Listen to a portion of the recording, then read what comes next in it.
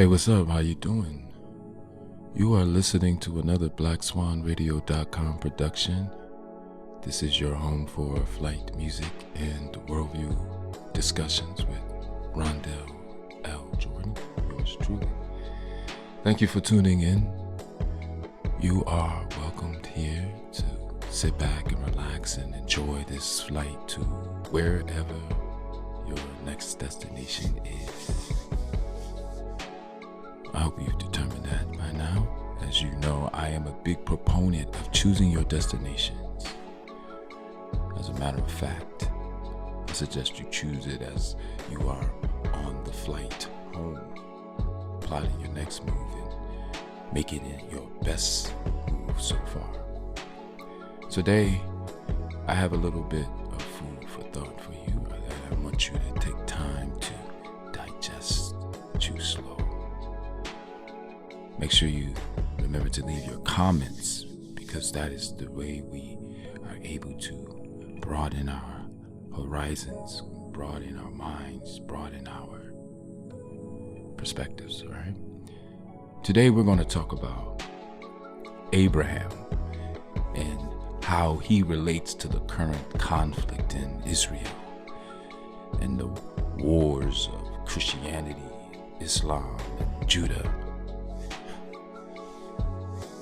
So yes, you might want to buckle up, because we're going to take a deep dive into the concept of Abraham, how he even became Abraham in the first place. Because you know, Abram and Ham are two different nations that were combined to make him a man of many nations. And so we're going to talk about what his biblical story has to do with today's world wars. World War I, World War II, World War III. Now, I'm not saying that you should pick a side or who's right or who's wrong. To me, this is a matter of simply knowing what is this all about. To be able to know how to maneuver, to position, to prepare yourself for what is forecast to come, to pass in the future, right? And you have to have a sense of faith and knowledge to get to your destination. So that's what we do here. So let's get to the basic. Who was Abram? All right. And what does Abram have to do with religion and the world wars? Now, this all really begins in Genesis, right? Abram becomes the main character of the story of the Bible.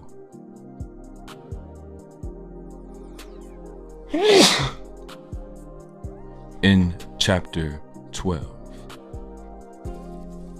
Now, the Lord had said to Abram, "Get out of your country, from your kindred, and from your father's house, to a land that I will show you. I will make you a great nation.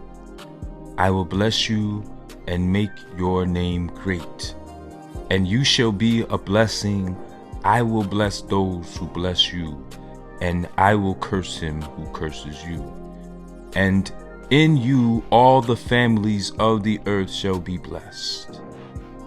So Abram departed as the Lord had spoken to him, and Lot went with him. And Abram was 75 years old when he departed from Haran. Then Abram took Sarai, his wife, and Lot, his brother's son, and all their possessions that they had gathered, and the people whom they had acquired in Haran, and they departed to go to the land of Canaan. So they came to the land of Canaan. Abram passed through the land to the place of Shechem, as far as the terebinth tree of Moreh, and the Canaanites were then in the land.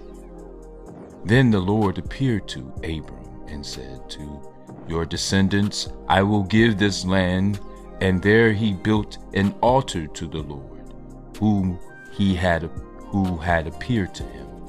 And he moved from there to the mountain east of Bethel, and he pitched his tent with Bethel on the west and Ai on the east. There he built the altar of the Lord and called on the name of the Lord. So Abram journeyed, going on still towards the south.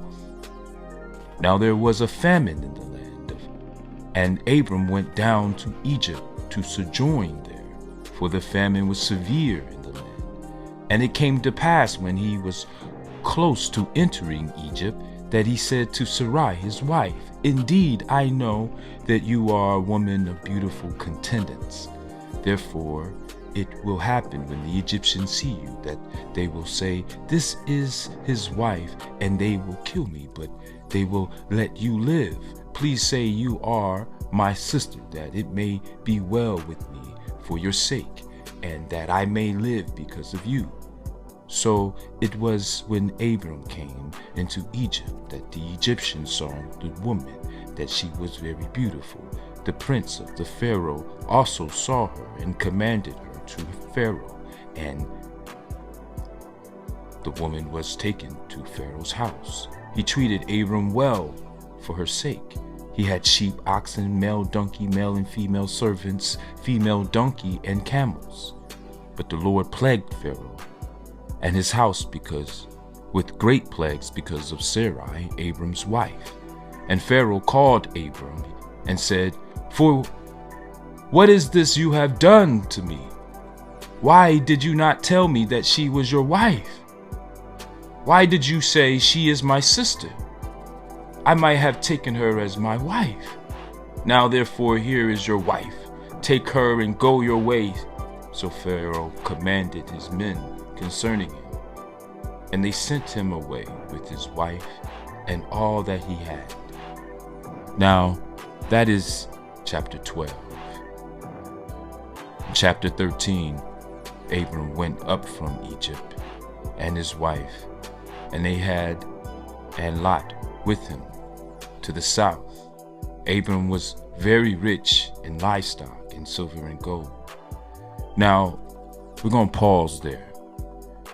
13 isn't really a long chapter, but it does add a lot of reference to what is going on, because he's going to inherit Canaan. Now, it's very important to point out that it is the Lord that is bestowing this land to Abram.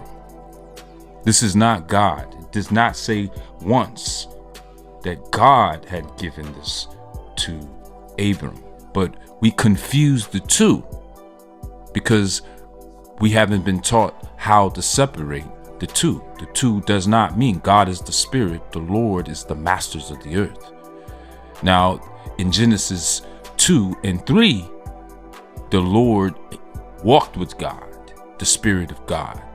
In the beginning of civilizations, when you look up and down the Nile River, the beginning of civilizations, you'll see the artwork, the creations are all directed to the divine. Everything is centered or pointed towards the divine, the gods. This is when men of society walked with gods. This was the generation of creation. But that generation of creation eventually was conquered by the nations of war, conquest. And it was a confusion or a mixture of the two. So the great nations of conquest also became great artificial creators as well. But their focus is centered around the god of war, fire, flight. It's a different mentality. It's a different master. It's one centered around knowledge, one centered around secrecy, deception.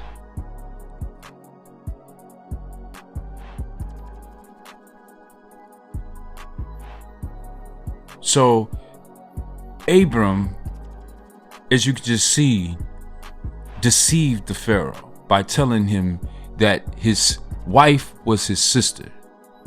Now, was it a lie? No, because he does it again in Gadir.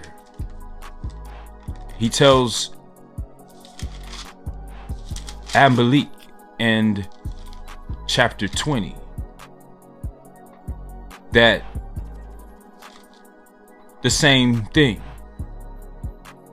and the same thing occurred, and the Lord, as a result, plagued the house of Amalek in Genesis 20.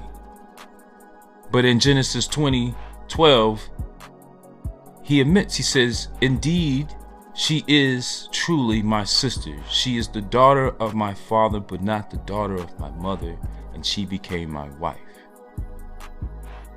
So this was confusion that plagued the house or the kingdoms where they went immediately. And he was enriched in both scenarios, where his possessions of people and livestock increased as a result of this. There's a certain nature that it's trying to be illustrated.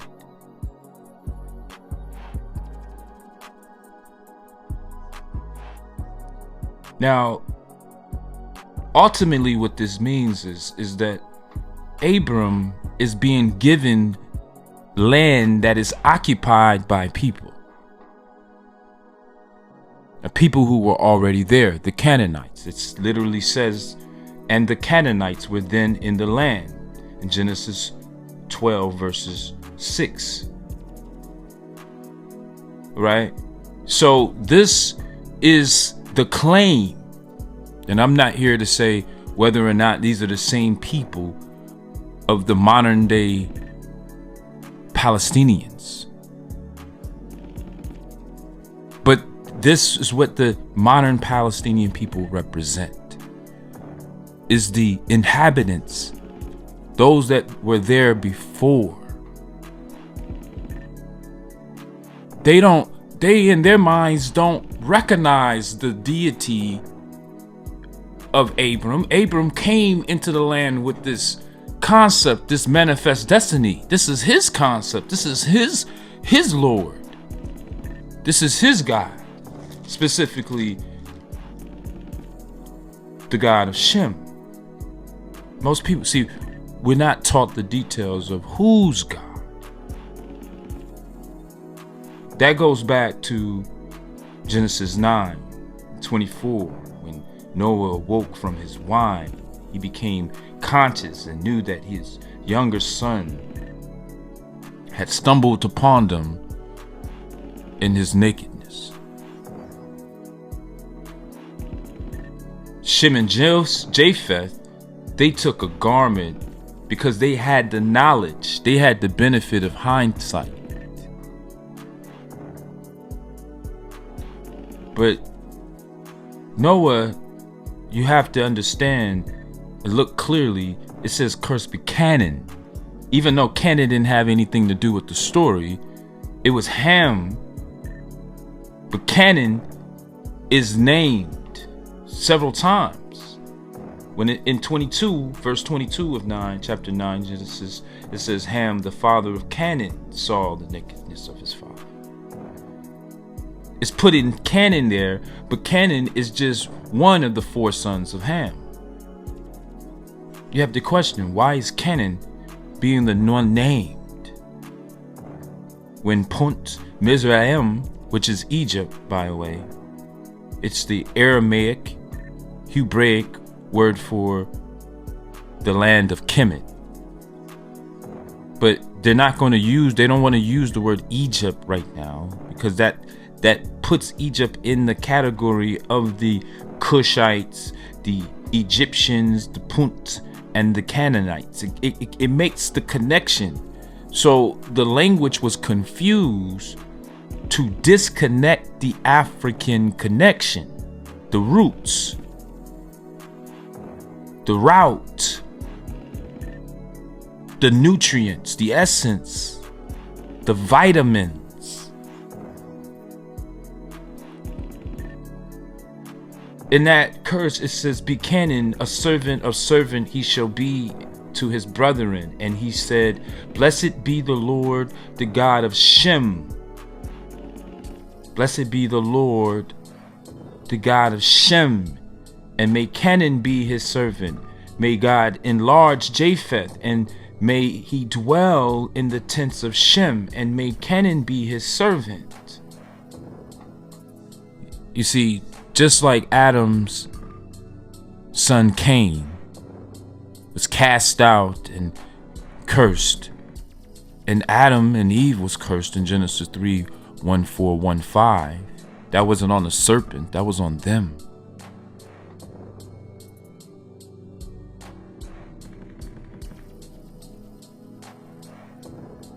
The point that I'm trying to make here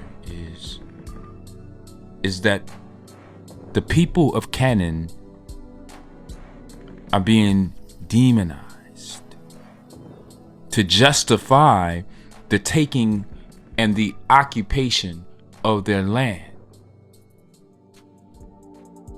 So this is the reason why, if you are a believer of one of the Abrahamic faiths, you have to support the concept, because your God is their God,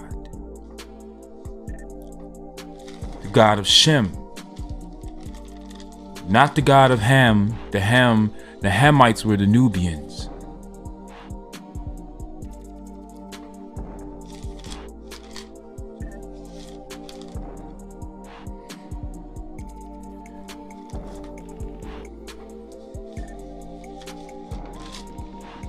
Abraham had 2 sons. His firstborn by the Egyptian. We'll go into this detail in the next broadcast. We're going to have to take a break. But he had 2 sons. His firstborn with his firstborn son, Hagar, the Egyptian, the Hamite. This is the reason why he became Abraham. He went from Abram to Abraham, because once he had his black son, or half black son, Ishmael, now he had in his offspring a mixed bloodline between the Hamites and the Shemites. It's like a Drake. So he had a mixture of talent within his body.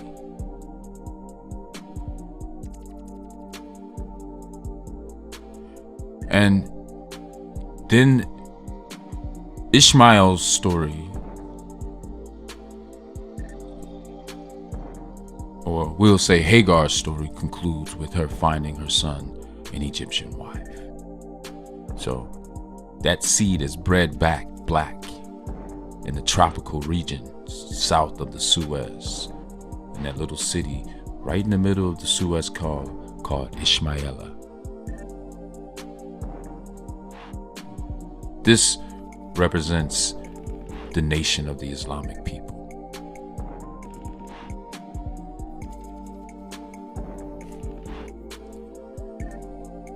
And eventually, this is the reason why you had the Hebrews, who eventually appeared like the Egyptian people, but they were separated by their faith.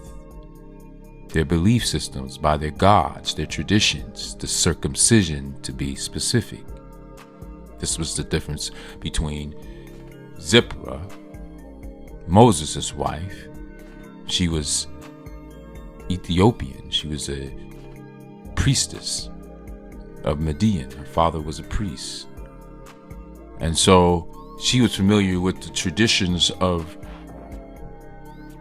the root people. But the circumcision, as you can see in Exodus 4, I believe. Let's see. Let's go to it real quick. Go to Exodus. And this is just the explanation of really how the Hebrews became black. Right? And yeah, to Exodus 4 and Zipporah in 25, she took a sharp stone and cut off the foreskin of her son and cast it at Moses' feet and said, "Surely you are husband of blood to me." So we let him go.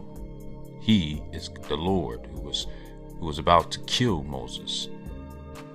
Then she said, "You are husband of blood because of the circumcision."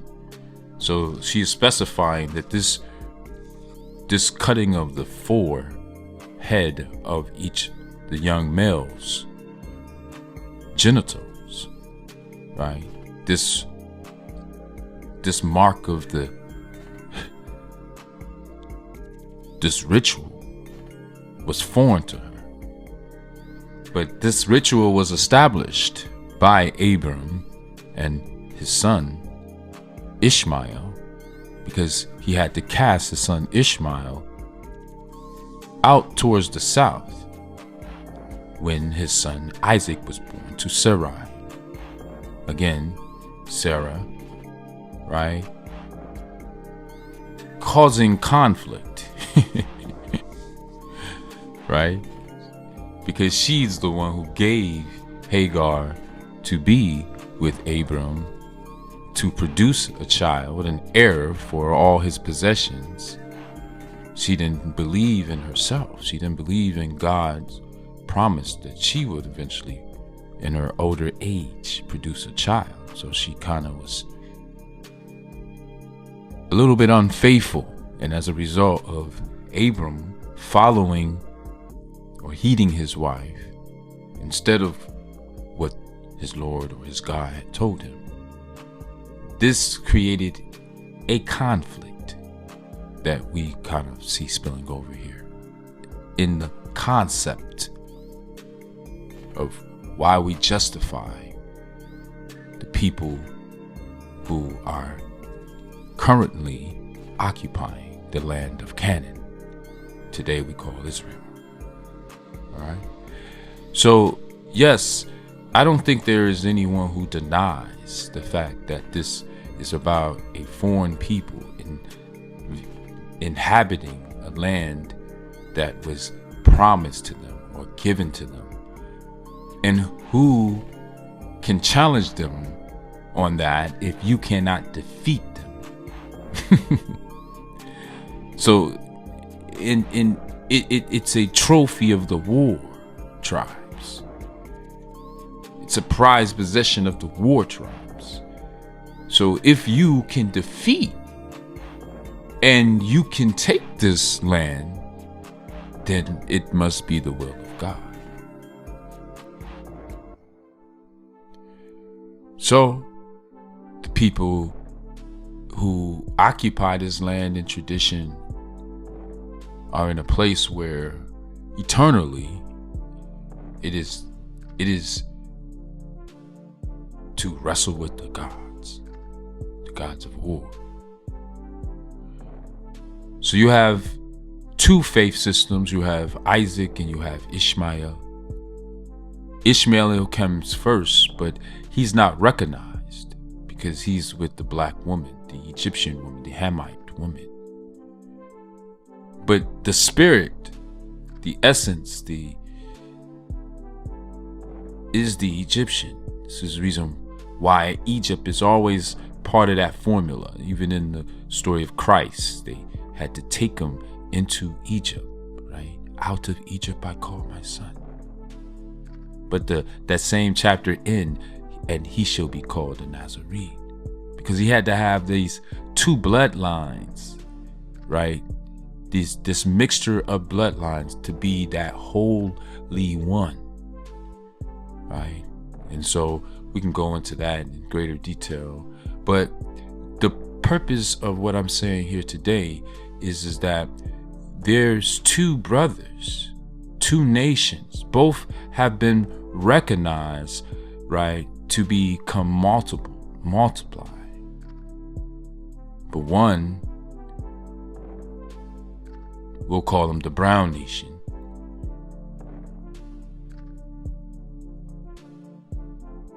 It says, every nation's hand shall be against them.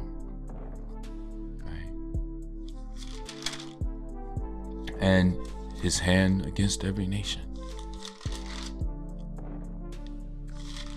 And I'm paraphrasing. But the point that I'm trying to make is that it is going to be constant battle. Or you can move on. But it's a battle that has been going on since the beginning of civilizations. As soon as the war tribes invaded and learned about the creators of civilizations, they began to extract the knowledge and the resources and the wealth,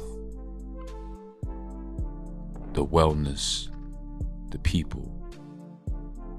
And it's not like this is some far-fetched history. This is a direct reflection of the reality that you will see if you go to Africa to this very day. This is the story. This is the news story. It's not just history.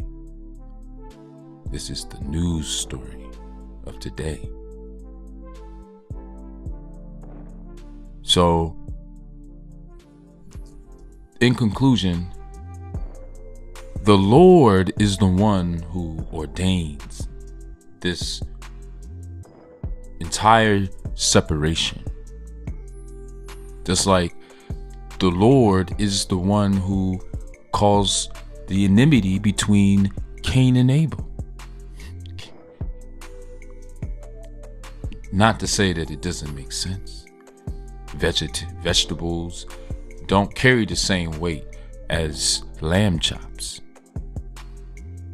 So it can make perfect sense that one would be valued greater than the other. But he did say in Genesis 3 verses 14, 15 that he was going to create put enmity between her seed and his seed. He shall bruise his head and she shall bruise his heel. And so in the next chapter, this is the reason why you see the separation in chapter 4. You don't see in chapter 4 God and Lord together walking. No, they separated. The Lord separated from God after chapter 3. After he confessed and then he cursed out Adam and Eve, who God blessed. He blessed them. God created male and female in Genesis 1:27, and then in 28 he blessed them. 29 he gave them all the herbs of all the trees, everything that produces seed, everything, even all the animals. God gave the abundance, everything. It says it's the Lord that restricted it to the garden and said, have every tree in the garden except for the tree of knowledge. And then he says, he confesses in chapter 3:22, behold, the man has become like one of us to know good and evil. Lest he put out his hand and take also of the tree of life and eat and live forever. Therefore the Lord sent him out of the Garden of Eden to till the ground from which he was taken. Adam was taken. Cain was cursed. After enmity was put between him and his brother, we would have to go deeper into that story because it's a lot to be taken out of chapter 4. It's one of the most important chapters in the Bible that isn't discussed. It's very rarely discussed.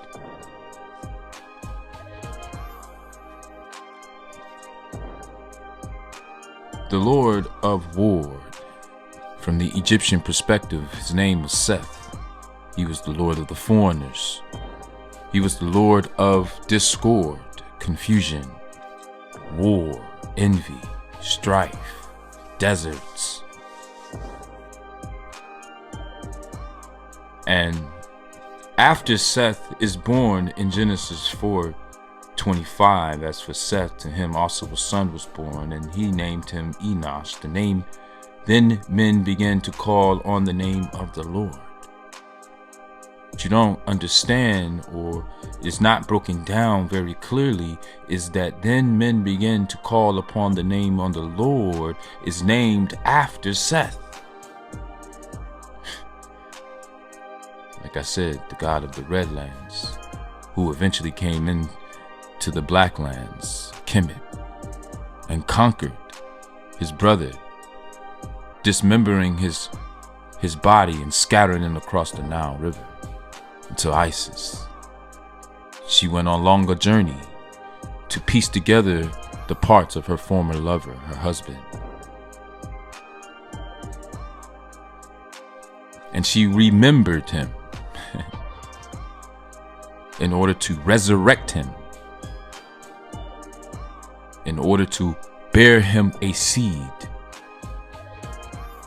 And so this is how we got the story of the Immaculate Conception and of Ra, the virgin birth. So Haru, or Hara, in which the word hour, H-O-U-R-S, hours, Horus. We say, every time we say 24 hours, Horus.